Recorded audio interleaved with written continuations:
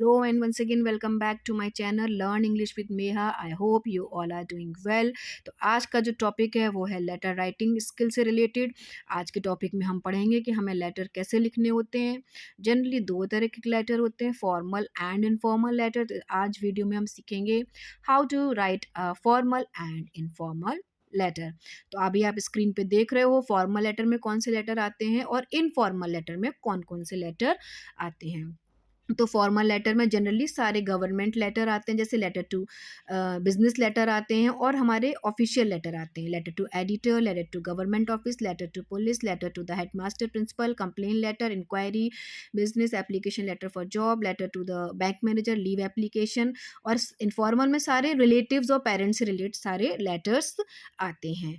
अब सबसे पहले हम देखेंगे फॉर्मल लेटर राइटिंग। तो अभी आप स्क्रीन पर देख रहे हो फॉर्मेट फॉर्मल लेटर का। सबसे पहले आएगा सेंडर एड्रेस, फिर आएगा डेट, डेट जैसी लिखी है हमें वैसे ही लिखनी है, ना कि स्लैश करके हमें डेट लिखनी है। फिर रिसीवर एड्रेस यानी जो लेटर रिसीव कर रहा है उसका एड्रेस, सब्जेक्ट क्या सब्जेक्ट है, हम क्यों लिख रहे हैं लेटर।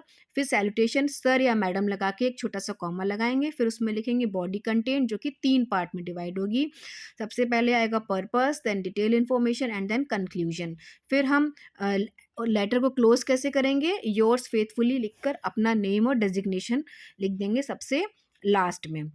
तो अभी आप लेटर में देख रहे हो कि सब चीज़ एक ही साइड में चल रही, तो आपको जस्ट ऐसा ही लेटर लिखना है जो अभी आपको एग्जाम्पल में शो हो जाएगा।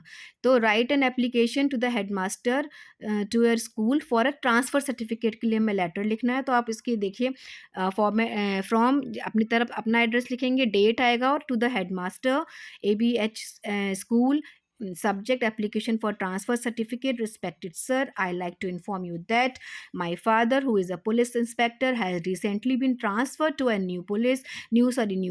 In this case, it is impossible for me to pursue my studies at your school.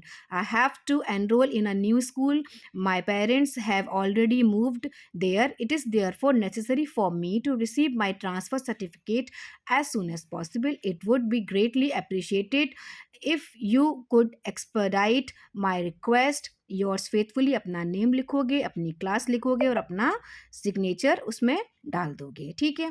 अब आप देखेंगे इनफॉर्मल लेटर की राइटिंग क्या होती है। इनफॉर्मल लेटर में हम क्या करते हैं, कैसे लिखा जाता है इनफॉर्मल लेटर, क्योंकि दोनों के कॉन्सेप्ट अलग हैं और दोनों का फॉर्मेट भी इसलिए अलग रहेगा। तो अभी आप स्क्रीन पे देखोगे फॉर्मेट ऑफ इनफॉर्मल लेटर। सबसे पहले हम एड्रेस ऑफ द सेंडर यानी जो भेज रहा है उसका एड्रेस लिखेंगे, फिर हम डेट लिखेंगे जैसे इसमें आप देख सकते हो।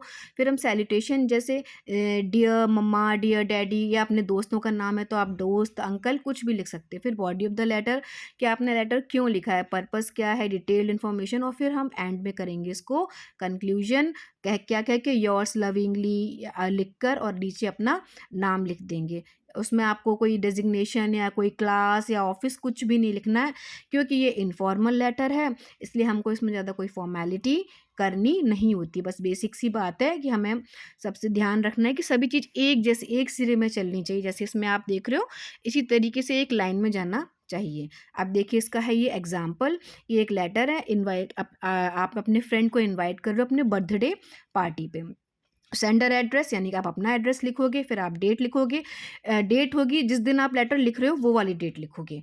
फिर आपने सैल्यूटेशन दिया डियर फ्रेंड, यहाँ पे डियर फ्रेंड है, आप अपना नाम लिख सकते हो, डियर उस फ्रेंड का नेम लिख सकते हो। ठीक है। I hope everything is going well for you. As you know my birthday is on 15th of this month. I am organising a birthday party at my home. You are invited to my birthday party celebration. A number of other friends are also invited. It will start at 8 p.m. with cake cutting followed by singing and dancing as well as a dinner. It would be pleasure to have your company on this occasion. It would be great if you could join us for this celebration. With love to you. और इसमें नीचे आपने अपना नाम लिख दिया। तो आपने क्या करा, 3 पार्ट्स में लेटर दिया कि क्या लिखा। सबसे पहले तो आपने पर्पस लिखा, फिर आपने उसका डिटेल्ड इन्फॉर्मेशन दी कि क्या इन्फॉर्मेशन है, फिर आपने उसको कंक्लूड करा।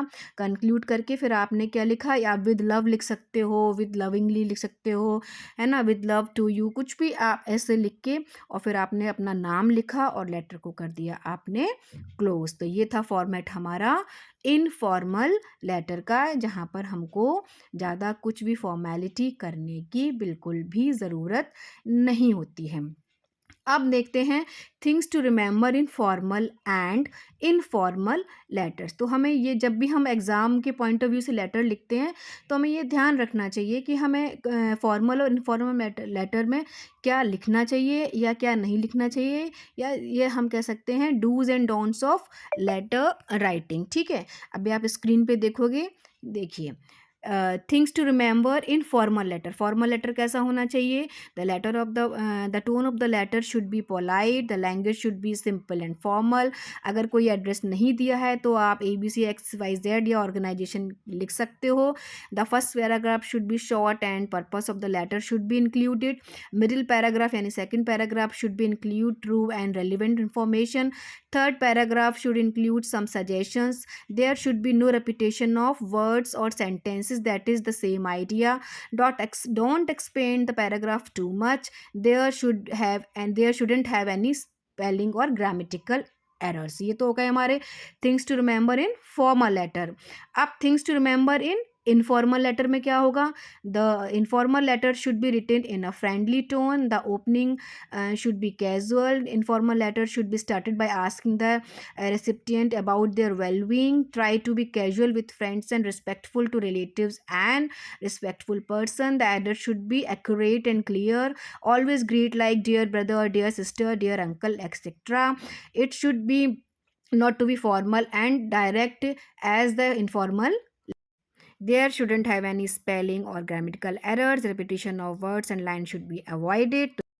In the concluding paragraph, we have to say goodbye, write back and reply to the letter. तो अभी आपने देखा था, ये है हमारे इनफॉर्मल लेटर का फॉर्मेट। इनफॉर्मल लेटर्स में हमें क्या क्या चीज़ें याद रखनी चाहिए। आई होप आपको ये वीडियो पसंद आया होगा। अगर वीडियो पसंद आया है then please like and subscribe to my channel learn English with me.